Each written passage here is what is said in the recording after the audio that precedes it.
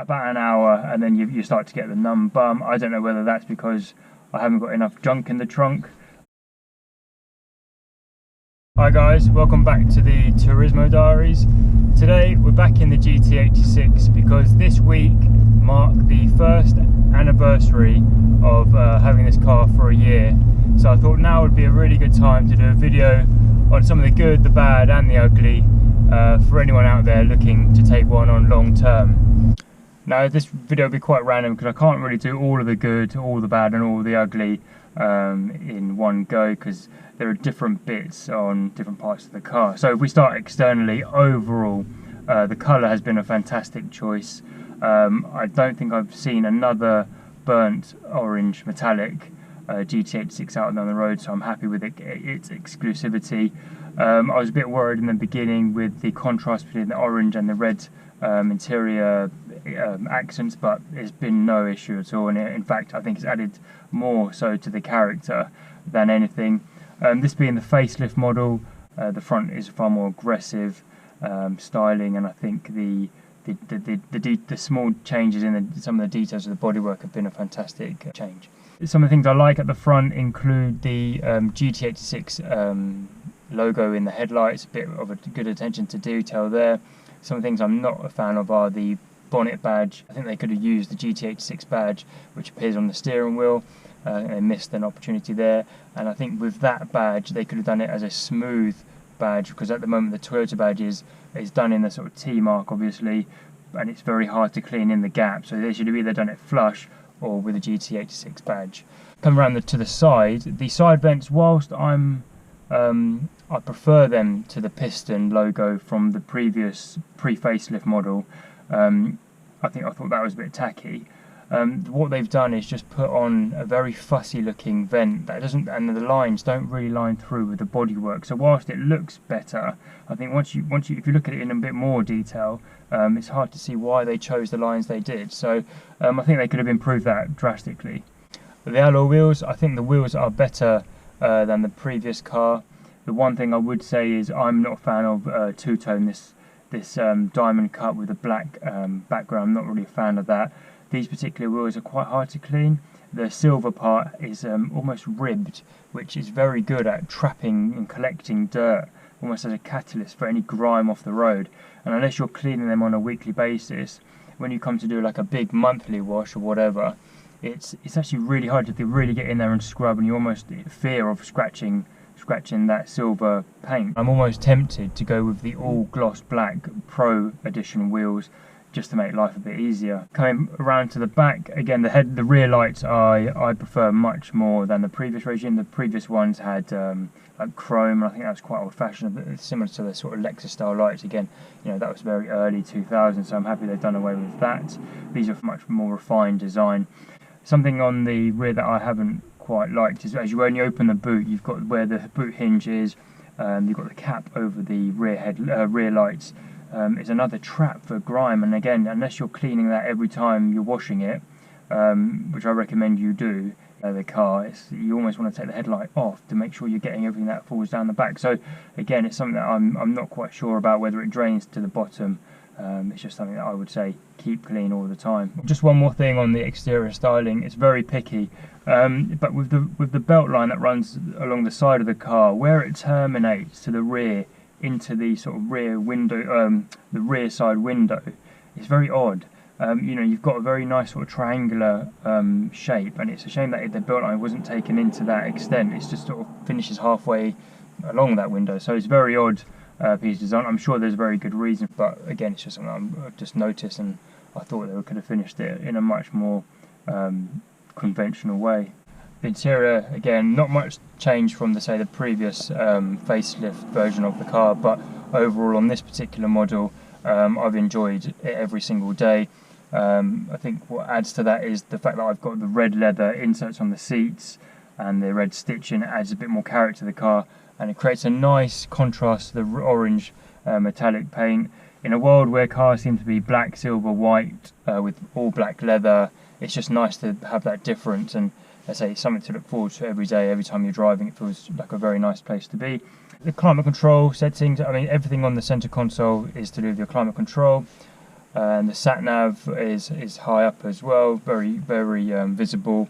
The one thing I would say about the sat nav is it's good on runs where there is no divergence necessary, no accidents happening, because every time it's offered up a detour, I've spent way more time on that detour than had I stuck and just got on with the normal route. So any detours it offers, I'd be very skeptical. If you can at the time, check on your, say if you've got your Google Maps, if it's possible to check the route at the same time, I would recommend that.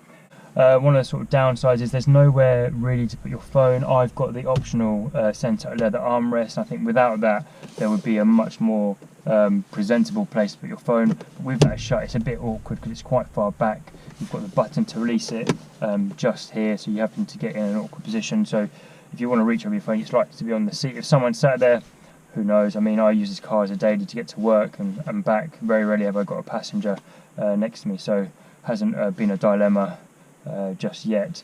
There is an odd sort of compartment just in front of the gear stick. Not really sure what that's for, possibly loose change. Not really necessary these days, so that's something they could have done away with. The doors, really solid feeling doors. The one thing I would recommend is where we've got this sort of suede top piece, when you open the door, avoid pushing against that, because you can see that would be something that would start to get loose. I would opt for putting your arm in the sort of hard plastic bit lower down, just to preserve the lifespan of the door, because I imagine that would be something that's quite fussy to fix, and if you come to sell the car, it's something that someone is going to pick up straight away. So I would recommend opening the door lower down. Everything else is fantastic. With the facelift model, you've got the digital readout, so that makes it feel a bit more modern. You can scroll through, you've got various G meters, graphs. I mean, I stick it on the one that shows the MPG and the range. That's what I tend to just use. So it's just a nice bit of gimmick. You've got the stopwatch as well. So this is, again, going back to my first review of the car, it's very track orientated. The one thing I like about Japanese cars is there's nothing superfluous. You know, the dash and the centre console is almost pushed as far back as possible. There's no bellies in the dash, nothing that's overly designed. You've got throwbacks to some of the more historic GT cars in the Toyota its history, so it lends itself to that, but other than that there's nothing more than you'd need, and I think that's the sort of refinement you lose with a Japanese car that you'd say get with, say, a BMW, Mercedes. But again, that's just the way the Japanese are. If it works and it's lightweight, that's the kind of thing they go for. The seats are comfortable. The one thing I would say is on a long drive, you're looking about an hour, and then you start to get the numb bum. I don't know whether that's because I haven't got enough junk in the trunk or what it is, but I do often find myself trying to push on the footrest to give myself a bit of a break. But other than that, they're fairly comfortable. Again, this car isn't designed for long distances, so you can't blame it for that.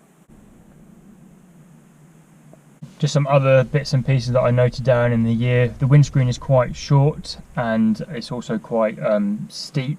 So not steep, but I'd say more aerodynamic. So what that assists with in when a frosty morning, when you've got a frosty windscreen, if you aren't the kind of person that uses a scraper, which I try and avoid to not scratch the windscreen, it doesn't take too long for the windscreen to defrost.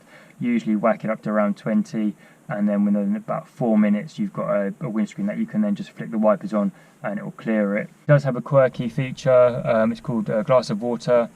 Because of the history of the car, the GTs, this is the GT86, so we had historically the AE86, which some of you may know from the Initial Drift Japanese anime. In that anime series, early on, you find out that Takumi is a delivery driver for Tofu up the mountain pass, and what his dad was doing from a young age was putting a glass of water in the cup holder, and would say to Takumi, you know, get up the mountain fast, but you mustn't spill the water out of the glass because the tofu sits in water in the boot.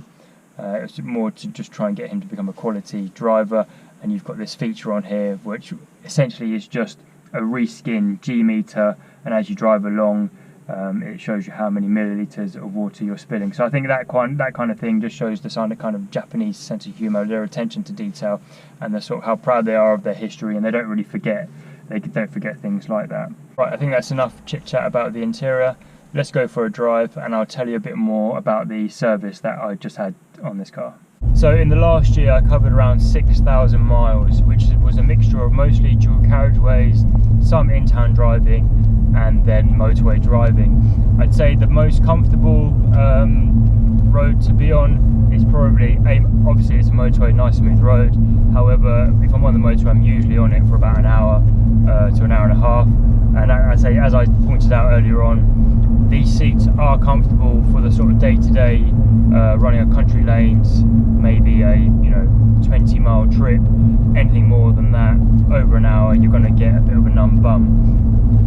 But as I say, this car isn't bought for long distance driving, so you can't blame it for that. It's hard to call it a disadvantage when there are so many more options available.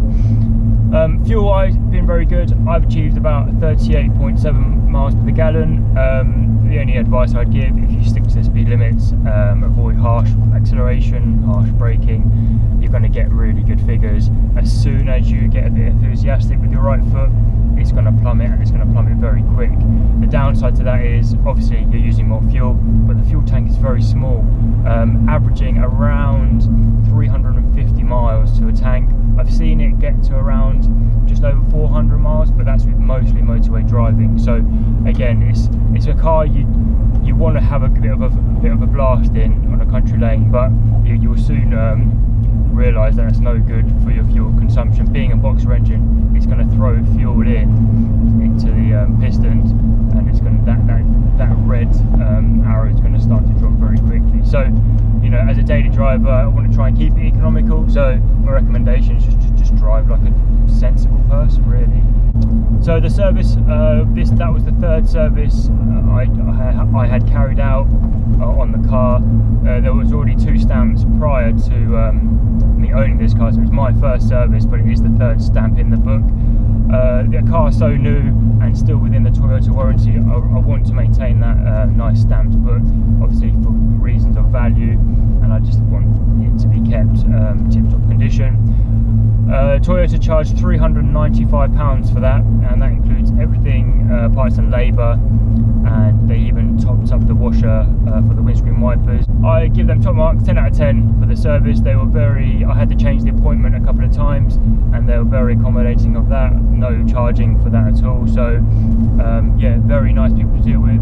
And what they do on the letter is they offer you some options, whether you can stay 2 hours to have your car serviced. The courtesy car, which they claim is free, but you obviously have to pay you have to go out and get insurance for that. They also do an in and out wash regardless, so your car comes back fresh, clean, smelling lovely, as if the day you just picked it up.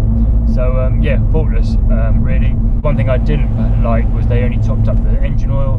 If I was to do it myself, I would flush out fresh new oil in, but on the basis that I hadn't covered too many miles, been checking the oil, it's still fairly golden, though not quite black, so not fully burnt out. The only way I could conclude this video is that I'm very happy with the car. I'm always looking at what I think I would want to go to next, but nothing serious has popped into my mind. Ultimately very happy with this. Just found out the new GT86 is on its way, which looks remarkably similar to the Supra, and I think it's still a collaboration with the Subaru, if I'm not mistaken. So I look forward to that. You never know. At the moment, very happy, and if anyone wants to ask me would I recommend this car, absolutely go and get one. I just can't see a car that offers so much in terms of the way it looks, feels to drive, the attention to detail that's gone into it, the passion, the Japanese style passion that's gone into it. I just can't see another car on the market for this kind of value that feels this special. Perhaps a Honda Civic Type R, perhaps a Boxster, I don't know.